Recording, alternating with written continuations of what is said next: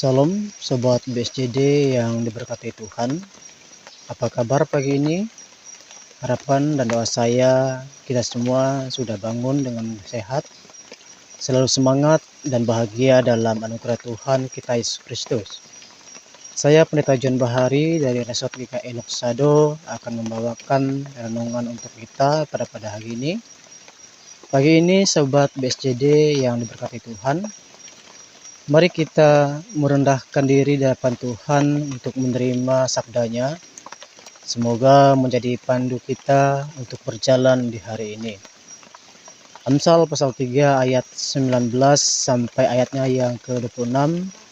Namun saya akan membacakan pada ayat yang ke-21 sampai ke-23 saja. Sebelum kita membaca dan merenungkan firman Tuhan, mari kita berdoa. Bapa kami yang bertahta dalam kerajaan surga, saat ini kami akan membaca dan merenungkan akan kebenaran firman-Mu. Kuasailah kami dengan Roh Kudus, agar kami dapat merenungkan serta kami bisa melakukan apa yang menjadi kehendak Tuhan di dalam kehidupan kami. Di dalam nama Tuhan Yesus Kristus kami telah berdoa. Amin. Amsal pasal 3 ayatnya yang ke-21 hingga 23. Hai anakku, janganlah pertimbangan dan kebijaksanaan itu menjauh dari matamu. Peliharalah itu. Maka itu akan menjadi kehidupan bagi jiwamu dan perhiasan bagi lehermu. Maka engkau akan berjalan di jalanmu dengan aman dan kakimu tidak akan terantuk. Berjalan dengan aman.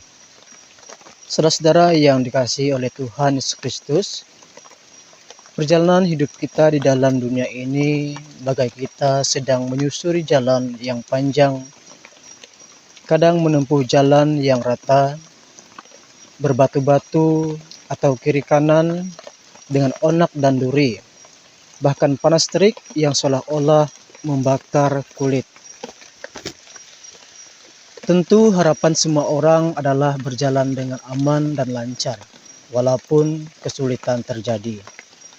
Sobat BSJD yang diberkati Tuhan, lalu bagaimana agar perjalanan kita lancar dan aman dalam hidup ini? Amsal 3 ayat 3 mengatakan, maka engkau akan berjalan di jalanmu dengan aman dan kakimu tidak akan terantuk. Kata maka, saudara-saudara sekalian, menunjukkan berkaitan dengan ayat-ayat sebelumnya. Apakah yang akan kita lakukan supaya perjalanan kita berjalan dengan lancar meski banyak tantangan? Apakah yang perlu menjadi perlengkapan perjalanan kita? Bukan senjata, bukan pedang, bukan emas dan perak, atau apapun juga. Dalam teks yang kita baca pada pagi ini masih dalam rangkaian betapa berharganya hikmat yang dimiliki seseorang dalam perjalanan hidup. Hikmat memberikan keamanan karena menjaga kita agar tetap berjalan dengan aman. Dalam bacaan hari ini, kita mendengarkan 3 seruan mengenai nilai betapa berharganya kebijaksanaan itu menuntun perjalanan seseorang. Yang pertama, hikmat Tuhanlah yang merencanakan, mengatur, dan meletakkan segala sesuatu dalam alam ini. Dengan pengetahuan dan pertimbangan, Ia akan mengatur apapun juga dalam bumi ini, termasuk perjalanan hidup kita. Hal ini memberikan penghiburan baru bagi kita, saudara sekalian, bahwa tak ada satupun yang terjadi di dalam kolong langit ini di luar pengetahuannya. Yang kedua, hikmat Tuhan akan memberi kehidupan bagi jiwa. Ayat 1, hai anakku, janganlah pertimbangan dan kebijaksanaan itu menjauh dari matamu. Peliharalah itu, maka itu akan menjadi kehidupan bagi jiwamu, perhiasan bagi lehermu.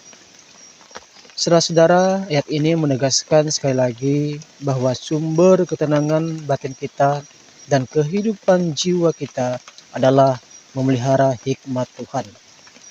Memelihara hikmat Tuhan sama dengan menerapkan atau menaruh kebijaksanaan Allah di dalam kehidupan kita tiap-tiap hari. Singkatnya, kebijaksanaan adalah hal yang sangat berharga dan menarik bagi pemikiran kita, pengambilan keputusan, dan kepercayaan kita.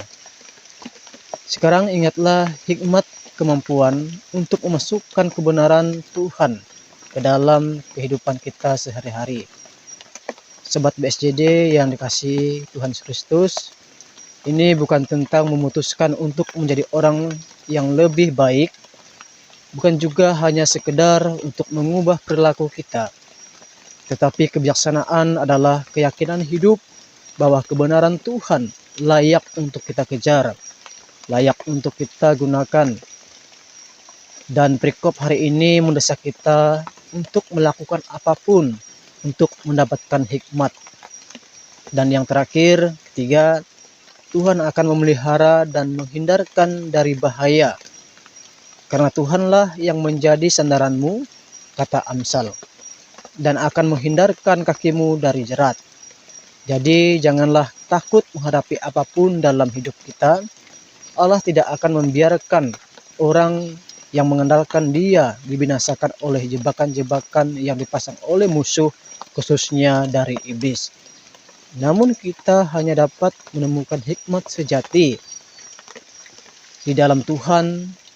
Hikmat sejati adalah memasukkan kebenaran Allah sekali lagi ke dalam hidup kita sehari-hari dan membuat kita, menuntun kita untuk mengambil keputusan-keputusan yang saleh.